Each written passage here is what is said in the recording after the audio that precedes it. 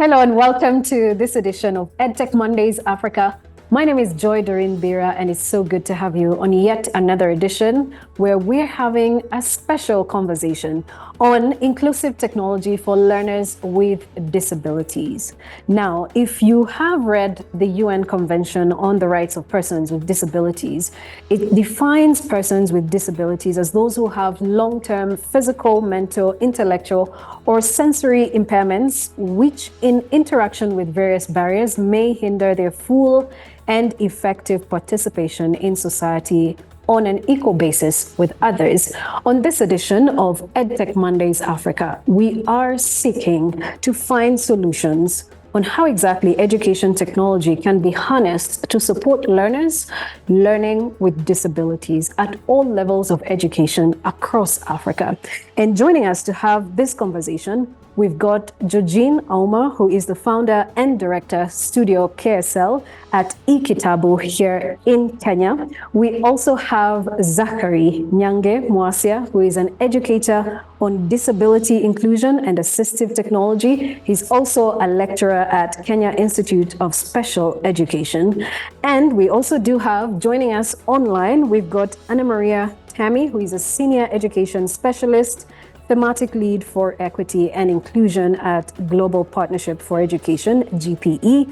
And we also have Andre Okunzua, a lead disability inclusion programs at the Mastercard Foundation. It's so good to have you all on the EdTech Mondays conversation this month. And I would like to start with a general question to all of us. And maybe it would be important to start with Zachary, and a specific question to Zachary to just take us through what it was like going to school as a blind learner. Wow, thank you and for having me. Now, having education as a blind learner, it was not very easy, although I must say that those that were involved really tried their best. I studied here in Kenya, in one of the special schools called Thika School for the Blind, both primary and secondary levels.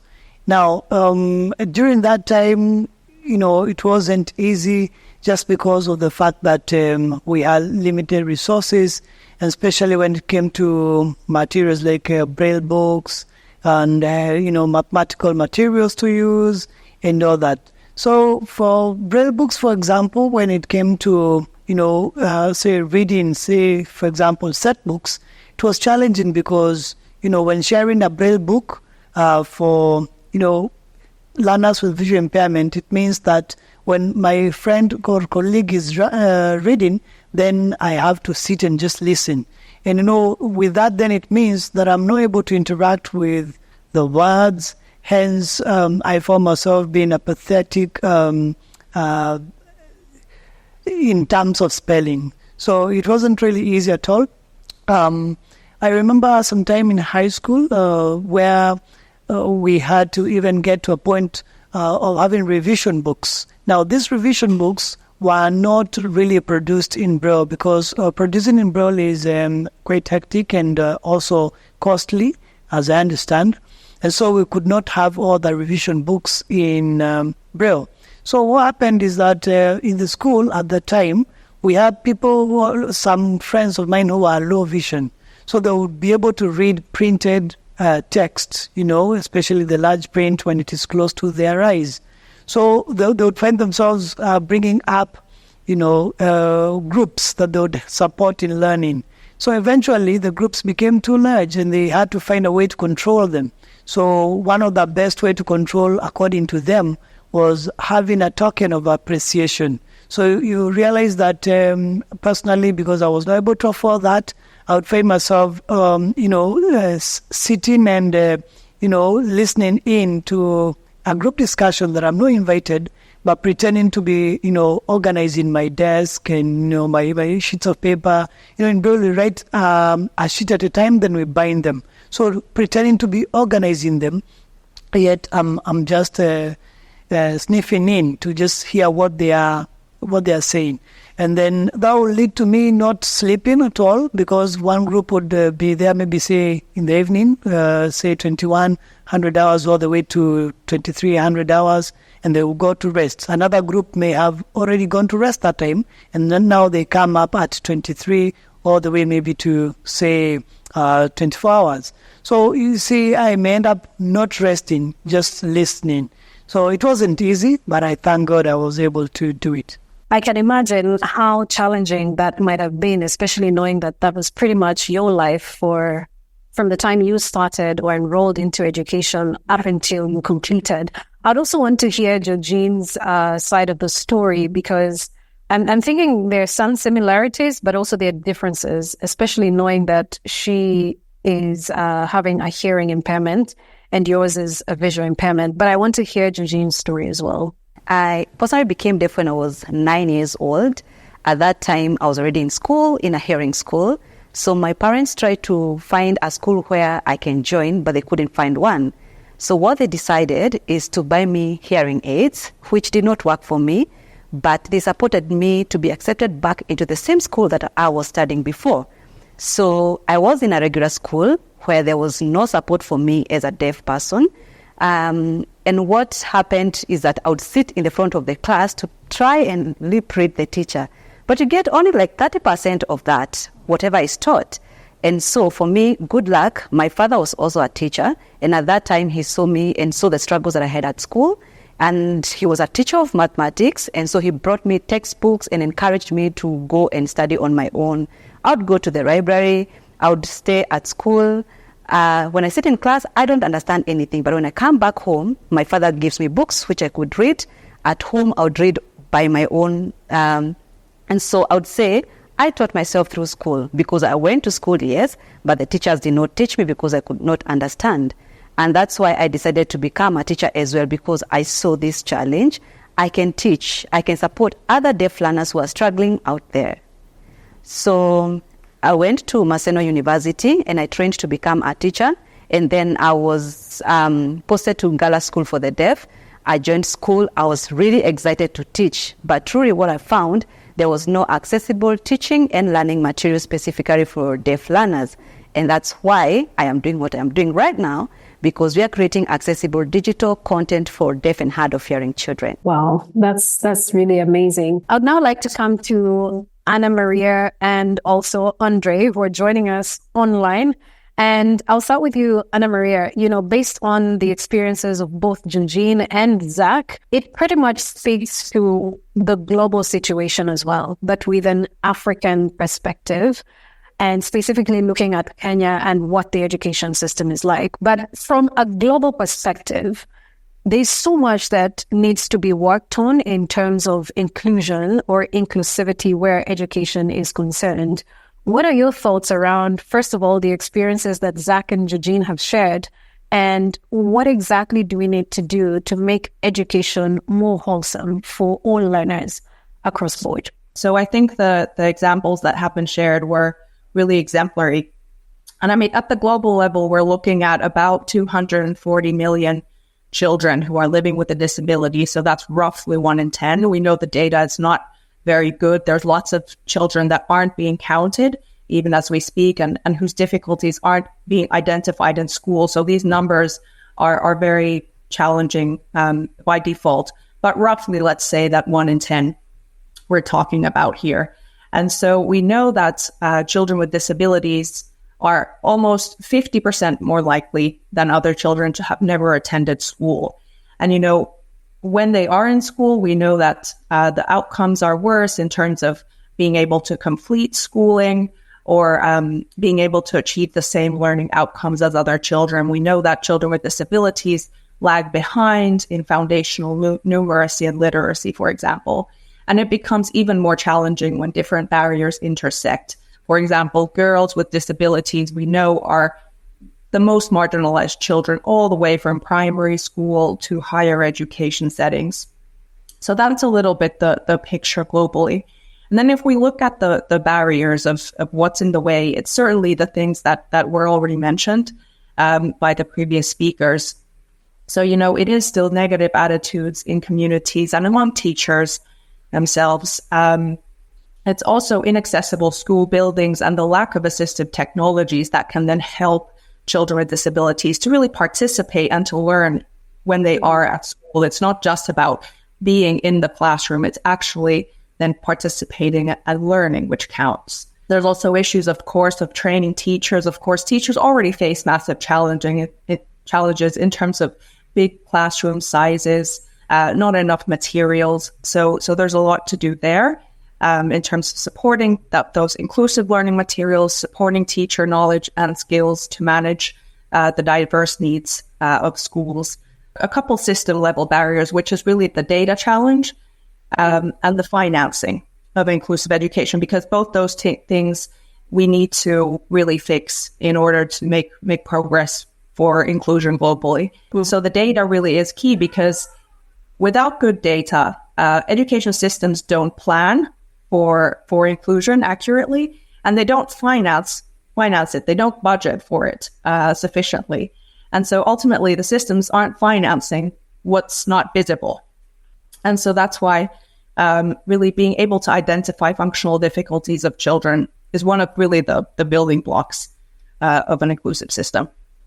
Great. Thanks a lot for that. And, it's interesting that you mentioned there is a data challenge, because Zach and I were having a conversation about how there is inconsistent data when it comes to capturing the numbers of learners who are living with disabilities. But according to UNESCO, it estimates that 93 million children under the age of 14, or about 5.1% of the world's children, live with a moderate or severe disability, with 4 in 5 children with disabilities living in developing countries, with the highest populations being in sub-Saharan Africa. And that does speak to a number of other related barriers or challenges that come with that inconsistent data. Andre, I want to come to you as well. And as a lead, for disability inclusion programs at the Mastercard Foundation, tell us about some of the programs that the foundation is working with, or some of the initiatives that the foundation is currently working on with different partners that are helping learners with disabilities. So the Mastercard Foundation believes that all young people, no matter their starting point in life, should have access to quality education and access to employment, including youths with disabilities. One of our programs on this is a collaboration with the University of Gondar. Like every of our scholars program is to really improve access to quality education, but for this program in particularly targets more young people with disabilities, with the goal of reaching about 450 young people. Majority of that will be people with disabilities. Also, as part of that program is really strengthening approach around transitions for people with disabilities from higher education to employment. So just being more intentional around how we support the young scholars with disabilities around transitioning, preparing them for the world of work. Also, there is the piece around collaboration with Queen's University that focuses around really capacity strengthening for faculty for Gondar University. So it's quite an exciting program that we are learning from. We also have a partnership with Light for the World, which focuses around really mainstreaming disability inclusion across the Mastercard Foundation.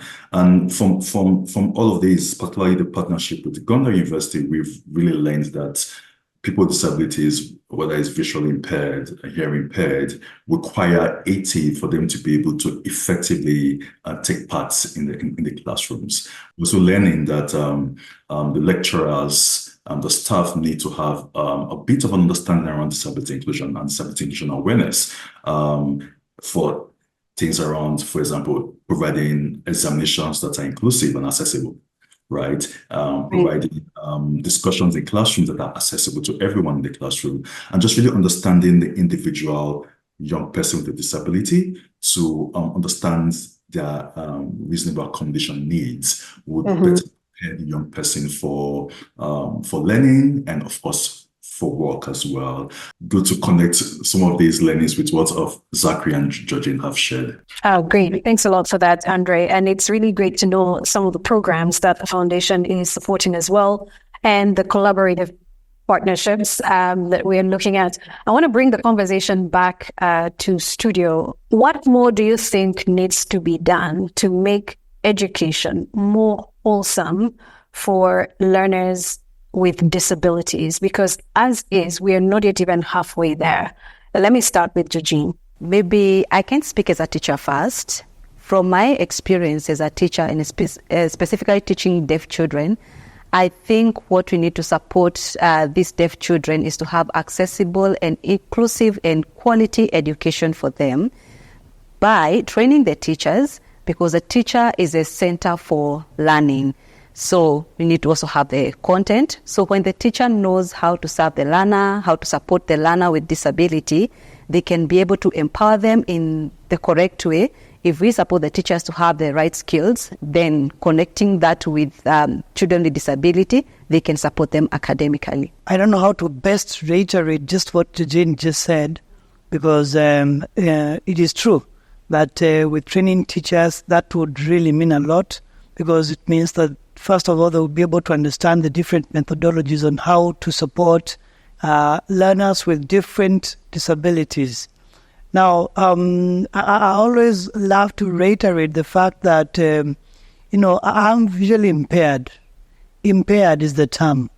But then when I meet you who is not accommodating my needs, then you're the one causing my disability.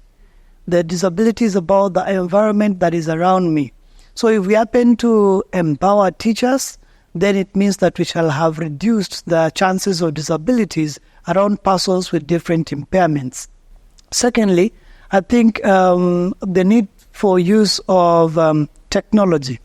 Assistive devices would really transform things, and especially in terms of access to education of learners with disabilities.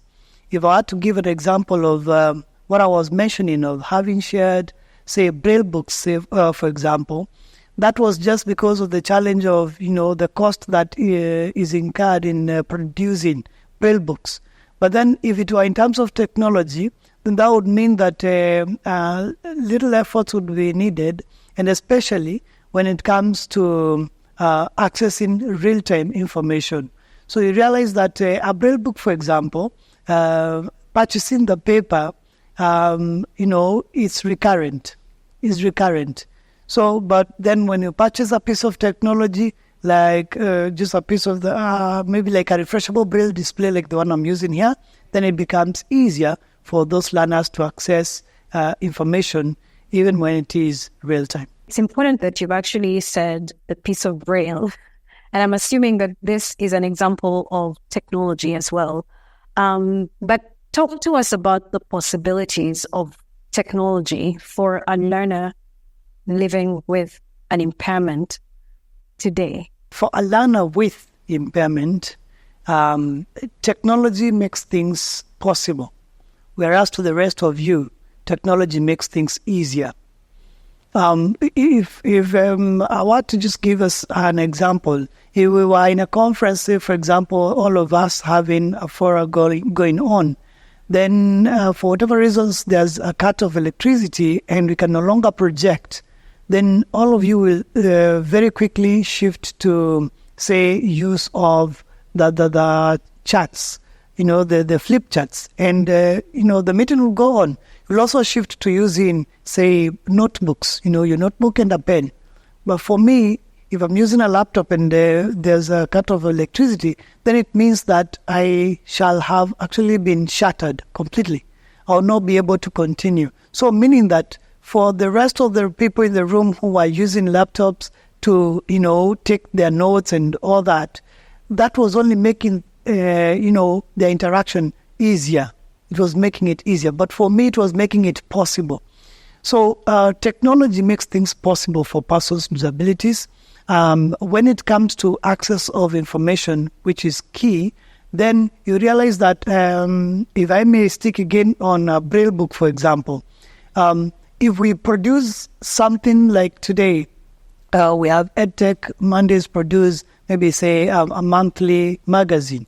Before it is produced in Braille, then there will be several other months, or maybe before it is produced and reaching the people, the users who need to use it in Braille, then it will take time. But then with technology, that could be real time. So you see, when you change the access to information, then that shall have really been a game changer in terms of education. And secondly, things to do with mathematics, for example. In some cases, persons with disability tend to learn mathematics as if it were history, because resources are rare and some are also costly. So you realize that you may be taught, say, algebra as history.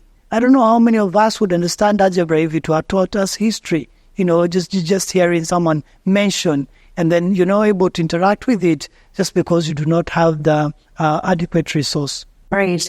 You've actually said something very profound, that technology makes it possible for learners with disabilities. And while it makes it easier for us, it makes it possible for learners with disability. I think that's really profound. And I want to dig deeper into that by just trying to understand the solutions that Georgine is developing under Studio KSL at eKitabu that are supporting learners with hearing impairment. So what specifically we're doing at Studio KSL is that we know that 90% of deaf children start school without any language. And that means their first exposure to sign language is when they step into a class. And we know for a fact that teachers don't always know sign language. And children come to school without language as well. And so unskilled teacher, unskilled children. So we have a big gap. The lack of language foundation connected to the curriculum as well. So children who are deaf and hard of hearing are delayed in literacy because of the issue of language, and the teacher is not skilled in sign language. So what we're doing to try and close that gap is to provide accessible digital materials where they can watch videos, acquire language, and also the teacher can watch and learn sign language. If the children know sign language, the teachers knows sign language, it becomes easy to progress in the curriculum. So this is a gap that we are closing. But also eKitabu produces different accessible digital content. For example, we have Orbit readers. It's something similar to what Zach has here and he has mentioned. It's smaller than this, but you can have a lot of content in that, and the teacher is able to use that. You can have up to 200 books in that Orbit reader. And so we load the content in also accessible EPUB, which is based on web content accessibility guidelines to support different learners, and it has different features for different learners' needs.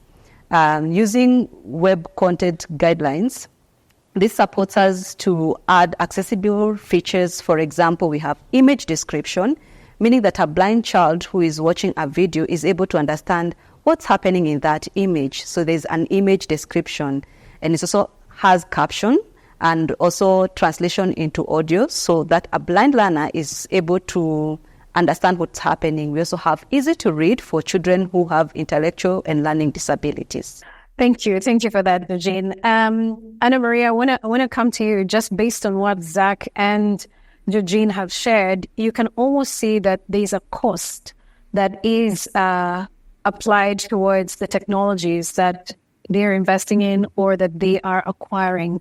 And these costs are not very affordable most of the time to all learners living with disabilities. Now, how do we make this more accessible? What are some of the programs that at GPE you are working on to ensure that there is more access, for instance, not just to education, but to customized learning for learners with disabilities? In terms of the power of EdTech, it's huge. It can be a very powerful tool if teachers have the right supports in place to use that technology to change classroom practices. And if that technology is designed in a way that has the end user in mind, and actually, particularly is designed for children with, let's say, learning difficulties and different functional difficulties. So it is very powerful. I would also say EdTech has the power to help us across the system for things like better data systems management. I already talked about the difficulties we face in that area in terms of monitoring who has functional difficulties and monitoring learning outcomes. So that's also a kind of opportunity for EdTech. In terms of how we are helping governments make use of EdTech, we've launched a technical assistance initiative where we support a set of governments to identify what EdTech solutions and capabilities best fit their context and their needs, so that they can, make use of these different opportunities. Oftentimes, there's many different solutions that are being thrown at governments, and it can be quite difficult for them to understand what's the best fit, and also, as you mentioned, the resources. What do these things cost over the long term? Because, of course, it's not fair to assume that the costs of EdTech would be borne by households, by parents, because that would just widen inequalities. Ultimately, EdTech solutions to fit into the system need to be financed by governments. So we do need to help governments understand the long-term financial implications and how these solutions can be scaled up in a sustainable way. Because EdTech pilots are nice, but ultimately we want to make change across the system. So we need to be thinking about how do we best find solutions that can be mainstreamed across education systems at large. Some other key, I think, core principles are just using evidence to design solutions, and also thinking about protections for children, particularly when we're talking about online solutions. And speaking of the technology aspect of it, we happen to speak to Mulune Atinaf, who is the e-learning coordinator, ICT education in Ethiopia. And we started by asking him, where are we as a continent in ensuring inclusivity of learners with disabilities in the education ecosystem? And we also asked him, what are some of those barriers that learners with disabilities in Africa encounter, and how these can be addressed by our governments? And let's take a listen to what he had to say.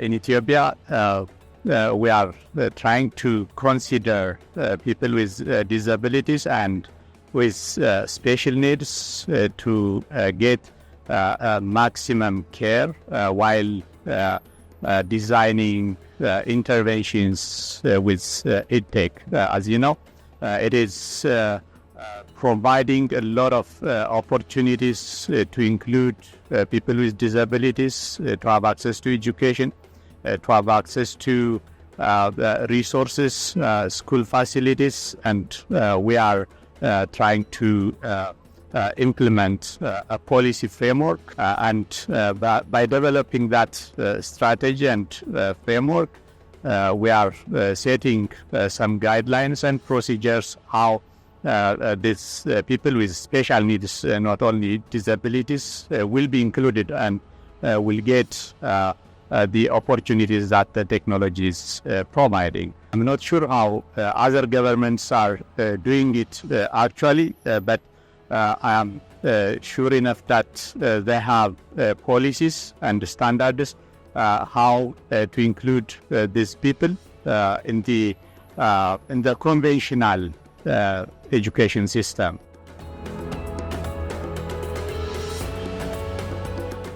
The factors or barriers to include those people are multiple, and even the factors themselves are overlapping.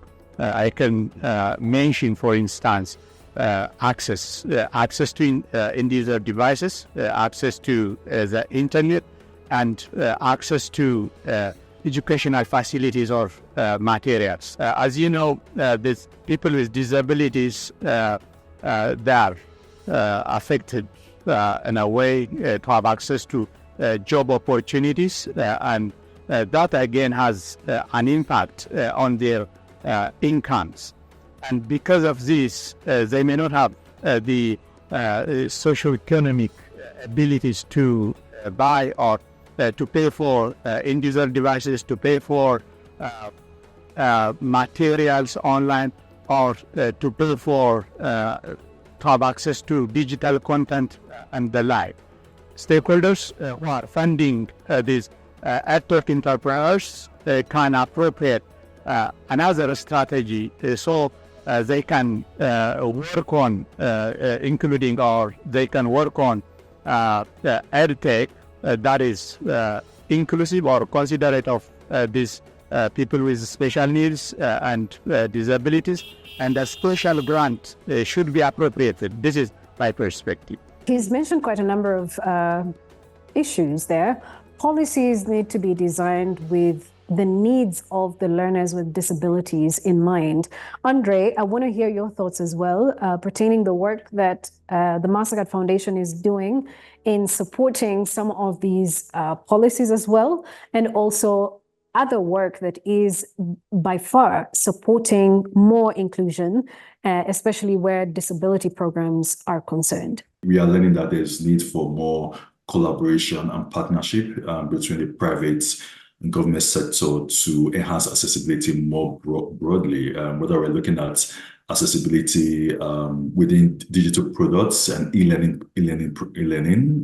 environment, or accessibility between built environment, or just general accessibility as a whole. That there's a lot of changes that's required to happen at the systems and institutional level to make this shift. And also, really, I think I would like to add, just really, as what we are doing, continue to engage more young people with disabilities in the conversation. I think for the Mastercard Foundation, that's one of the things we are trying to do more of, to engage more young people with disabilities, to really have a deeper understanding around the gaps, around the problems for accessibility, trying to really look at within our own programs to see how can we ensure that we deepen the reach to young people with disabilities by providing training to our partners, by ensuring that our programs are designed with inclusion from the inception, and really strengthen our collaborations with organizations of persons with disabilities.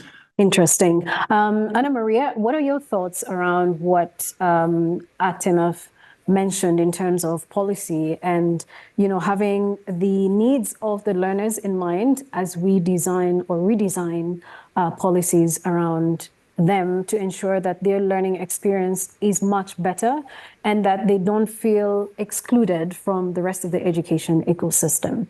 In terms of looking at the systems level, right? Looking at the policies and laws that are in place to ensure that the needs of people with disabilities are taken into account in all government plans and strategies.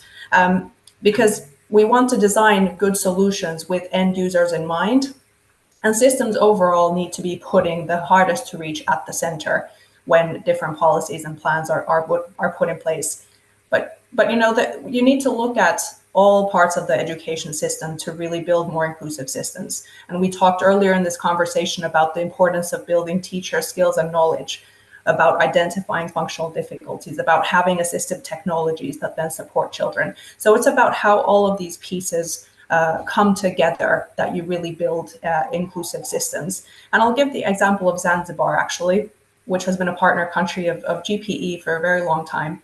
And Zanzibar actually did do a very intentional strategy that looked at all of these things. So firstly, They revised their policies. They set up a national council for disability, which then looked at how government plans address needs of people with disabilities. They then employed a mix of different approaches. So they looked at teacher training so that teachers could better identify difficulties in the classroom and have better classroom management skills for inclusion. They also looked at advocacy with communities, parents, and teachers to shift those negative attitudes. They provided children with hearing aids and glasses, as well as actually distributed about 250,000 inclusive learning materials to schools. So with this mix of approaches, it was possible for now about a third of schools in Zanzibar to offer inclusive education. And I think there is also a bit of intentionality that is tied towards transformation that is very important and key in making sure that we leave no learner behind. And bringing that conversation back to Zach and Georgine as we bring this to a close, I want to hear from you, Zach and Georgine. What are some of the technological components that are a must-have for learners with disability, so that even for those who are designing technologies or technology tools, they need to factor in certain aspects so that they're not just easy for the rest of the learners or the able learners to use, but also for the learners with disability? Zach? What Andre said is very critical, to make sure that everything that we do is, first of all, intentional and also born accessible. Born accessible, if I may use just maybe some of the common brands. For example, right now, Windows by Microsoft, for example, is providing a chance that when anyone buys a computer, then they would be able to, so long as they're running Windows 10 and above, they would be able to, press a certain key combination to turn on speech, a screen reader for those with visual impairment, abilities to turn on issues to do with magnification. And the same case with Apple and Google companies, they are really trying. I find that when I get to buy my phone, I have an option to just tap a certain option to have it start speaking immediately. So you see, that is not a phone that is meant for someone with disability per se, but then it is made with the idea that if in case it lands on a hand of someone with an impairment, then they have this option to make it accessible for them. So to all the developers, when we are doing anything, we need to make sure that we do not think of accessibility as the last option. No, we consider it from the start. In case that is challenging, consider involving more persons with disabilities, just like Anna Maria mentioned, so that to make sure that they would give you their opinion on what is it that they would expect to have in a device, in a software, to make sure that it is assistive to them. Born accessible. I think that's a really critical aspect that all developers in the EdTech space need to factor in, because if that part is missed, it's easier to actually have it from the get-go, as opposed to going back maybe 1 year later, 2 years later into the use of the technology and then saying, oh, I think we missed this aspect of the solution. And so born accessible is very critical as well. Eugene, that message, I'm sure, is something that you've factored into your solution as well at Studio at KSL. But then I want to hear, what other factors do you think we need not miss when we are developing EdTech technologies? Sure. Thanks, Joy. I don't know what to add, because what I thought of mentioning is what Zach has mentioned. Truly, I want us all to think about accessibility at the beginning of the production. So based on universal design for learning, this is where we know for a fact that people and learners learn in different ways. Whether they have a disability or they don't have a disability, we all learn in different ways. Some people learn best when they see something, others learn best when they hear something, others will learn best when they act or they do something. And so if we follow the universal design for learning, it means that when we are distributing our solutions, they are already accessible. And you're not making children with disability or people with disability have to wait for years and years for their content to be made accessible. For example, what Zach mentioned at their school, that they didn't have accessible books, but they would be thinking of, we'll have Braille. So by the time they make Braille, Zach is out of school. And so we need to take a step back and try and contribute and produce content that is already accessible at the beginning, at the designing level, and to know which accessibility features can be added, what is needed. It could be as simple as what Zach mentioned, just having a phone. It's not specifically for a blind person, but adding the feature such that if it gets to them, they're able to benefit. For deaf people, having some that is visual, where it's in sign language. For most blind people, if something has audio description or image description, it's easy for them to access. So it's not things that we need to scratch our heads about and think of all the cost. No, universal design for learning, that means that we have access for all. Thank you. What would you recommend for increasing access to learning? If, say, there was a wish list somewhere, what would be on top of that list for us all? Eugene, I'm starting with you. For me, education that is accessible for all. For now, children with disability get to different schools, which is not the regular school. And so if I'm in the village and I'm not able to access a school, what does that mean for me? So we need education that when a child is born in the village, they can be able to get into any other school that they want to. That's my wish. I would love to just mention that everything starts with imagination. I would love that anybody that is in this space, in whichever category or whatever you're doing in life, just first of all, think, what if I couldn't hear? What if I couldn't see? What if I'm physically challenged? Would the piece of technology, would the piece of policy or idea that I'm putting on paper, would the building, would whatever thing that I'm doing be accessible to me? And then you'll definitely have the answer. Because once there's a goodwill, then the rest will move. Goodwill. Andre, I want to hear your thoughts as well. What would be on top of your wish list where disability programs or improving the lives of learners with disabilities are? I think what comes to my mind, first of all, is how do we engage more people with disabilities as experts in the discussion towards solving them. Just as we are discussing with Zachary and Jordan, they are experts, right? They have the lived experience, and we need more young people with disabilities on the table or around the table for these discussions, and then also to back those conversations with funding as well, right? So bring them to the table and give them what it takes to make that solution happen. Firstly, more financing to the education sector. We know that education budgets were cut during the COVID pandemic in many countries, and those budgets haven't necessarily recovered to even the same levels.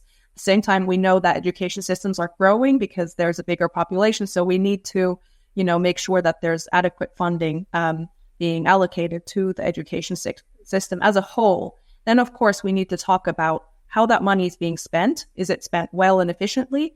And most importantly, is it spent equitably? And how do we improve the ways that it is spent in ways that build a more inclusive system so that resources actually, do flow to schools so that schools can be made more inclusive and address a diverse range of needs of children. Thank you all so much for such a great conversation we just had. And I believe that to everyone who is watching the conversation, we can almost tell that the intentionality needs to be prioritized for us to be able to know that we are making learners learning and living with disabilities a part of the general education ecosystem. Technology makes all things possible for learners with disability. It might make it easier for us, but it makes it possible for learners with disabilities. And then also born accessible. Born accessibility is something we also need to be intentional about. And I think also Georgine mentioned the fact that from the get-go, if we can make education inclusive from the beginning at the lowest level of learning. If we make that more inclusive for all learners, it would make it a lot more easier for learners learning with disabilities as well to feel included in the education ecosystem. And a lot more that has been discussed on the show. I'd like to thank you all for joining the conversation, and I hope you've picked one or two things that you can carry with you to make decisions if you are in a decision-making position. And if you are in the developing world, now you know where to start when developing assistive edtech tools. And if you are a learner, at least you have an idea of what exactly you should be looking out for where assistive technologies are concerned. My name is Joy Doreen Bira. Until the next one, bye-bye for now.